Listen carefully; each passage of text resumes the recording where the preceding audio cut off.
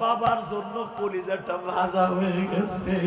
আমার বাবারে জানো কবর থেকে একটু উঠাইয়া আমারে একবার শুধু বলে, মোহাম্মদ রে আমি তোমার বাবা। মাটি তোর মালিক রে বারবার বল।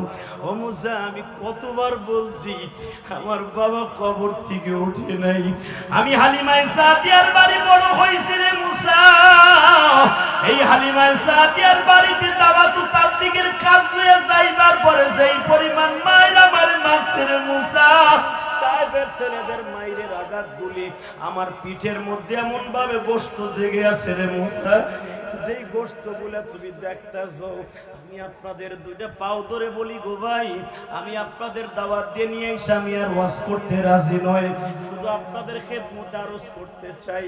যাদের জনম দুখুমিয়া বাবা নাই, বাবার আদর বাল্যকালেই হারায় ফেলছেন গো বাবা। দুই নয়নের পানি দিয়ে মাওলারে বুঝাইয়া কইব, আমার নবী ষষ্ঠ আসমানে বসে মুসারে বুকে দিয়া বলে, মুসারে ও মুসা,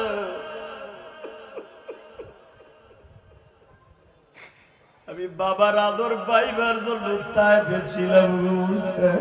তাইফের ছেলেগুলো এমন মার মারছে, মারতে মারতে 3 বার বেহুশ করছে রে মুসা। বেলা ডোবার আধা ঘন্টা